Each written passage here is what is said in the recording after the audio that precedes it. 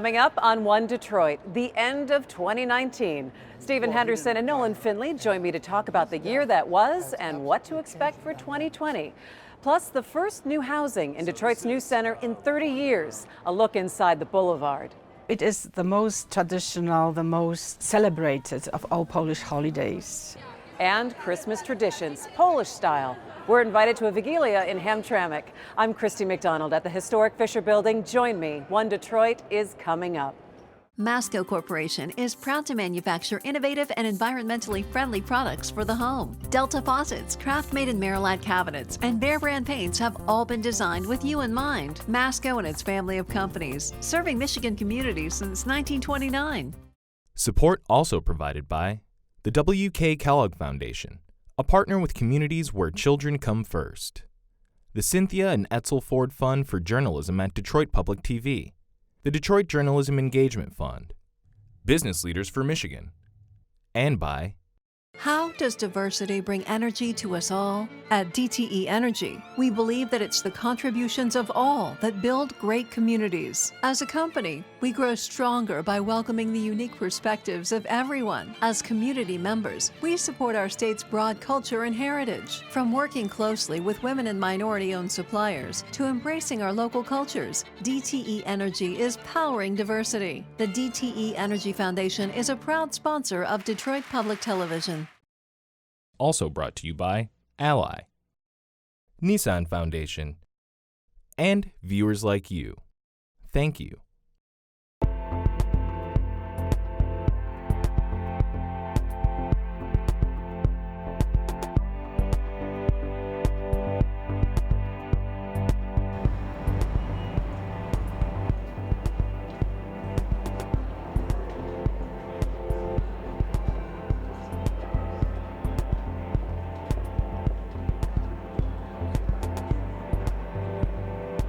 Hi there and welcome to One Detroit. I'm Christy McDonald. We are at the beautiful Fisher Building that is all decked out for the holidays.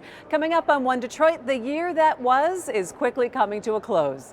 Nolan Finley from the Detroit News and Stephen Henderson from American Black Journal join me for a look at 2019 and what's to come in 2020. Plus, bringing new residential and retail to the News Center area. And we are all invited to a Polish Wigilia, a Christmas Eve celebration in Hamtramck. That is all coming up. Well, let's start off with Nolan Finley of the Detroit News and Stephen Henderson of American Black Journal on the year that was and what's in store for 2020, but really the end of the decade, huh? Yeah, it is a new decade as of January 1. Starting to feel the wind rush by. Okay, so actually, The years are speeding up, huh? Actually, it's not, because the very first year was 1.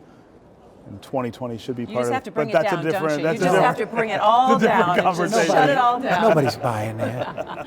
All right, It's so we know that there's a lot of stuff that's going on in Washington in particular that we're going to be watching this week, but let's go ahead and kind of take a step back at where we were in 2019, some of the significant things that happened here in Michigan that then we can look at might come into play in 2020. I'm going to start with you, Stephen. Yeah, well, I mean, I think the biggest story here in the state is the political story in Lansing, that we had a new governor and a new legislature, but still in the same control as before. And we're seeing that sort of new relationship play out. You know, how do they play together? Can they get along?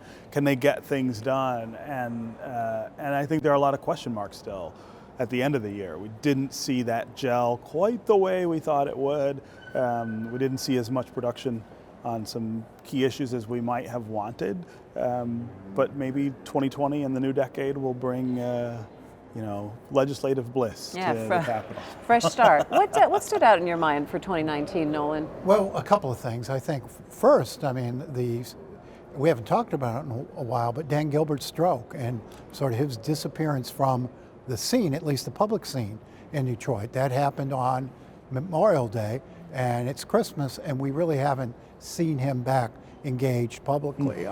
Understand he's recovering and going through therapy and all that, but in terms of the sort of everyday presence, big presence he was in Detroit, we haven't seen that. And it's hard for us to tell how that's played out with his company. What wasn't announced that might have been had Dan Gilbert still been healthy, engaged on a daily basis with his company. What else? Well, and that portends into the future too, right? Yeah. What is that going to look like? in the near term, you've In got terms of all- investment for the city. you have a lot of projects that they have announced or are already underway with that still need completion or planning. And I don't know, I mean, it does feel palpably different, the idea that the person who was driving all that is not there. And if that's going to continue, I think it'll end up looking really different. What else? Well, I think the UAW, both the strike we had in September, starting in September, first strike we've seen in a long time. It was a pretty good contract that the UAW was able to get after this 5-6 week strike. We got all 3 contracts settled now, but it was the first time we'd seen a company-wide strike in a while, and it did sort of change the dynamics that we'd seen in this industry for a couple of decades, where the UAW was sort of on its heels and the company was dictating the terms. I think that turned a little bit with this contract. Also with the UAW, the other major story I think we can't not talk about is that ongoing scandal, the corruption scandal. This is a union that hadn't been touched by corruption that we knew of in its history. It had a reputation of being a straight shooting union, and man, that corruption went right up the line, right into the president's office, very deep and widespread. And I suspect the union, the UAW, is going to end up under government oversight before this is done. Yeah, it really could. One thing that kind of struck me as I was looking back at the year is the loss of a generational giants of leadership. Right. We lost John Dingell this year, and we lost Judge Damon Keith. And it always makes you think of... And John Conyers. And John Brooks Conyers. Patterson. And Brooks Patterson. You So you know. think about that kind of change, generational leadership change in this area, and how that will impact us kind of going forward, Stephen. Yeah, What do you well, think? I mean, in some ways, it's sort of the second wave of that, I feel like, because we've had an advanced aged cadre of leadership for a while, and at first it was their retirements that we were all talking about, that they were all stepping away from the jobs they'd had for a long time and what impact that would have. But the loss of them as people, I think, is even bigger. The idea that they are not even there to influence the younger generation or to influence the politics that go on now. Except for Brooks Patterson, who is still on the job when he died. Well, he didn't retire, and, right. And his death has absolutely changed the dynamics in Oakland County. It's a whole new leadership and a whole new governing philosophy now. Republican control has basically gone away. Democrats are in control of the county for the first time ever. And so you're seeing some real substantive changes. So you're seeing some real impact from Brooks's passing. Yeah. So you look at 2020 and going forward, and obviously everyone's looking at Washington and impeachment this week. And I want to kind of take a larger view question. We're hearing a lot of our congressional delegation coming out and explaining why they are voting the way they are voting and why they support or don't support things. Do you feel that that is necessary for people to understand the thought process, or does that change any minds? Or, I mean, It's disingenuous because... You think it is? Well, they can go through these long, elaborate explanations, come down to one simple answer, 2 simple answers. I support the president and oppose impeachment because I'm Republican. I oppose the president and support impeachment. Mean look at the nothing. vote. Look at the vote. There Well, may be 2 or 3 Amash defections. Justin is the one who is the outlier. An independent, yeah, but you've got He's not really an 535 independent, but- members of Congress, and maybe 2 or 3 or 4 will not vote on party lines. And it's a symptom, I think, of the blind partisanship in Washington and perhaps elsewhere. You support somebody because they're your guy, you oppose them because they're not, and vice versa. The vote happens. What does this mean now for 2020? And we've got about a minute left. Well, I mean, it sets the table for this contention to continue between Democrats in Congress and the president. And I think the hope, the political hope, was that would set the table for the election, right? It set the tone for the election, this impeached president seeking a second term. I don't know that it'll play out that way. You never know. I mean, Democrats still have got to get their act together in terms of candidate and cohesive message that will get Democrats to the polls better than they did in 2016. It's not about convincing Republican voters, it's getting their own voters to show up and say they want something different. Historically, though, of course, it matters that he will be the third impeached president. Last Well, I couple write about seconds this here, Sunday. Nolan. I talked to our pollster. He has never seen a passion for voting among both Republicans and Democrats as he sees today, this far out from the election. I don't think it changed. This process has changed anybody's mind one way or the other, maybe on the margins. But for the most part, Republicans and Democratic voters had their mind made up going into this, and it hasn't changed. Well, look out 2020, ready or not. Here we all come blasting through. Guys, it's good to see you. Merry Christmas. Happy New Year. Absolutely. Merry Christmas. All right. Well, you know, just down the street from here is a new apartment and retail space called the Boulevard. It was created by the same development team, the platform that owns the Fisher Building here. It's the first new residential building in the new center in 30 years, and 20% of the units are reserved as affordable housing. Nolan met up with platform Executive Vice President Ed Wisner to talk about this deliberate neighborhood investment. Sort of like a park within a building. It really is. I mean, what's really amazing is unless you actually come in here like we're doing it now, you never know this was here. Well, I'm here with Ed Wisner, Executive Vice President of the platform, and we're at the Boulevard, the first new residential housing unit in the new center in 30 years Or more. or more, 231 units. Correct. Come on in. So this is a one-bedroom unit that we call the Baltimore. Nice place. Yeah, in addition, we have almost 20,000 square feet of first floor retail facing West Grand Boulevard and 330 parking spaces in the building as well. We feel very strongly in creating developments and neighborhoods that are for everyone. So as an example of that, in this building, we have 20% affordable units. We also have market rate units.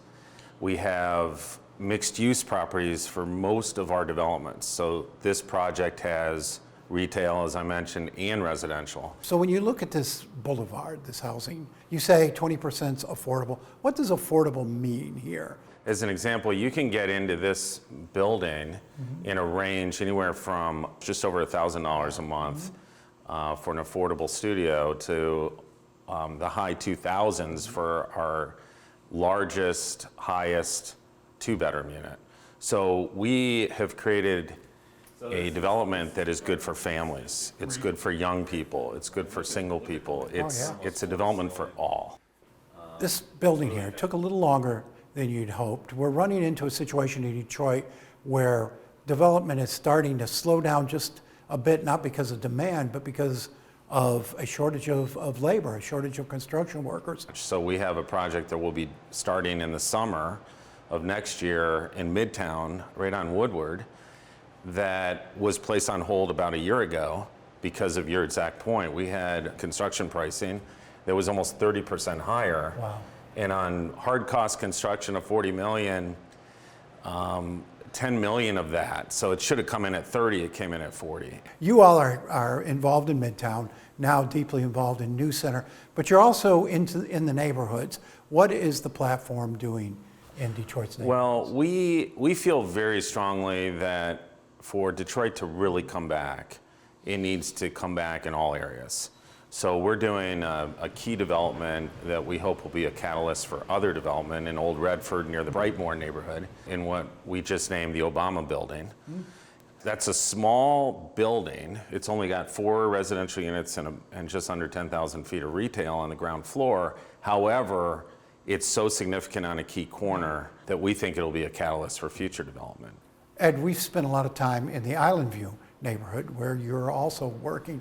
Can you update us on your plans for Island View and what's actually going on? Sure. So we have 2 projects over there, very distinct. We have one that's sort of on East Grand, almost at the corner, which is a series of properties that we are buying the land from the land bank. And that will be sort of small scale neighborhood residential development with an affordable component. Also at the corner on the side closer to downtown was an old Big Boy site.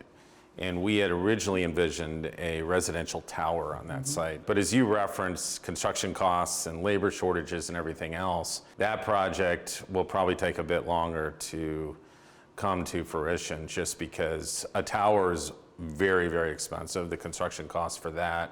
And so it would command, higher rents in order for the project to actually make economic sense. And is Detroit a market yet where you can charge high rents, the sort of rents you see in Chicago and other places? No, unfortunately it's not. Now, we're hopeful over time as Detroit becomes more well-known and more people from around the country and the world, quite frankly, want to come and live here. Rents will eventually rise to the point where we hope they will compete with some of the cities you mentioned, but they're not there yet.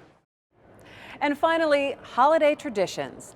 I love this time of year because in my family we have a lot of traditions, whether it's the food that we eat or the things that we all do together. And it's also fun to learn about how other people celebrate. Of course, there is a large Polish community in Southeast Michigan. Many people think of the great Polish churches and restaurants in Hamtramck. So we got an invitation to a Wigilia, the Polish Christmas Eve dinner by the Wayne State University Polish Club, to experience their celebration and learn a little bit along the way. A December weekend in Hamtramck, the Polish Village Cafe, where there's a Wigilia celebration about to begin. Okay, well, we'll figure it out. Alina Klin hosts the gathering. Wigilia, the word comes from the Latin, which means to watch. So it's waiting for, watching out, waiting for Christ to be born, which we celebrate, of course, on Christmas Day. Klin came from Poland 30 years ago. Now she teaches Polish history and culture at Wayne State University. It is the most traditional, the most celebrated of all Polish holidays. While Christmas Day is big in Polish homes, Wigilia is bigger, held on Christmas Eve. Wigilia is one of the most important Polish traditions that we have, and so I found it very important to be here today to support Wayne State and to promote and keep these traditions alive. Jillian Demeter studies Polish at Wayne State. I thought it would be fun, so I invited my family as well. This is my sister. I'm second generation Polish.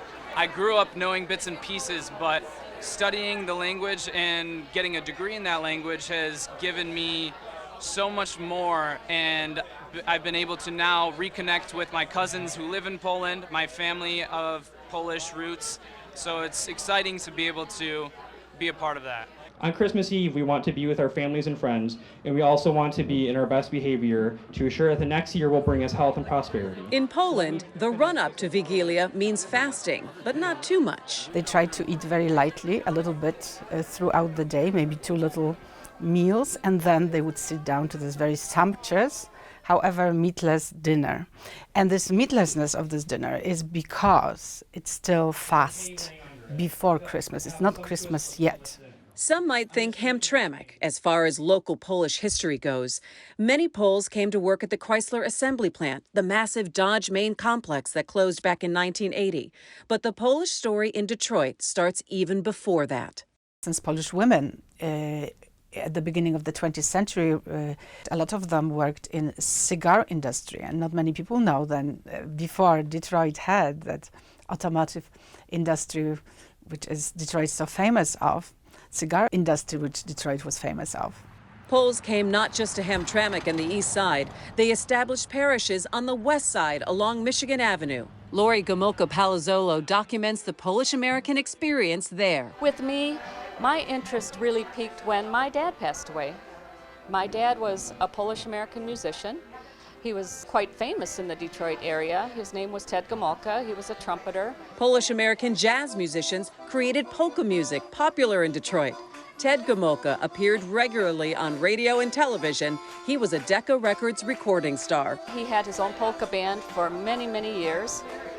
And when he passed away in 1998, he had this sort of sense, this feeling that nobody was going to care, nobody was going to remember anything that he had accomplished in his life. Preserving history can be a challenge. In the century past, Polish immigrants weren't treated so well, in part because many did not speak English. They were also Catholics. That was the time when Catholics were not really looked at very favorably. Many also despised and ridiculed Polish Catholics, fearing their allegiance was to the Pope and not to their new country. We really didn't celebrate Wigilia when I was growing up. When I was very little, we lived in the attic of my grandfather's house, not far from here. I grew up in a Polish-speaking household, and I'm now fairly fluent in Polish, but I was forbidden to speak Polish because my father's family back in the 50s didn't want anyone to know that we were Polish. Back in the kitchen, Marta Biroka and Zaucha Kuras coordinate the delivery of the delicacies. We don't microwave anything. We don't even have a microwave. No, it just gotta be freshly baked or fried. Traditional Wigilia is 12 dishes. 12 is the limit. You can't have any more. You're not able to eat anymore. First up, there's opłatki. That's plural for opłatek, a thin rectangular wafer. My most favorite tradition is the opłatek, where you share the Christmas wafer before the meal, and you go around the room with a wafer, you break off a piece of theirs, they break a piece of yours, and you reconcile any differences you may have had throughout that year and wish peace and happiness and all the prosperity for the new year to come, so everyone starts in a fresh slate. Polish club. While the traditional Wigilia meal doesn't have meat, fish is included, starting with śledzia, pickled herring in a cream sauce. This śledzie reminds us also of the fact that it is still fast. It's not Christmas yet. Another Wigilia requirement, soup. Here it's borscht, made from beets. Then there's pierogi, sweet and savory filled dumplings. We host our Wigilia at our house every year, and yes, we have gluten-free pierogi, and everybody loves them. Nobody knows the difference. Here, the Bemis family tells their own Wigilia pierogi story. Alicia's son, Wayne State student Charles, he can't eat gluten. We got to the point where when he was diagnosed at the age of 12, he said, "Oh my gosh, Mom, I'm never going to have pierogi again." He said, "Find a way to make them gluten-free." Alicia did. Now the Bemises run a gluten-free pierogi factory in St. Clair Shores. Their pierogis are available in stores across southeastern Michigan. This is our busiest time of the year. Vigilia's main course includes potatoes, sauerkraut, and more fish. In Poland, it might be a carp fillet, but here, cod is served. For dessert, we'll have for sure poppy seed roll, because poppy seed is one of these magical components in Wigilia, which goes way back to assure prosperity. Next year, you need to eat some poppy seeds at Wigilia. This Wigilia event has been going on for decades, and now Wayne State alum Jessica Wendt sees more interest in the old traditions thanks to new technology. We have social media. So social media helps to really kind of promote and educate friends, spark interest and questions, and then people really kind of are reaching back to the roots of where they came from.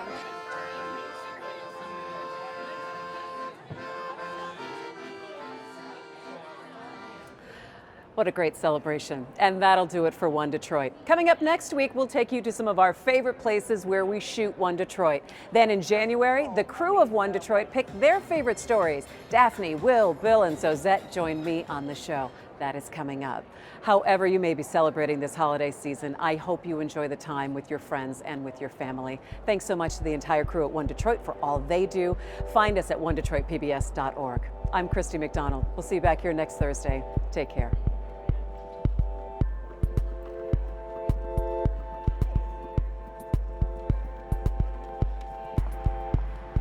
Support local journalism with One Detroit. Go to dptv.org/OneDetroit and click donate. Receive a limited edition One Detroit mug as a thank you gift.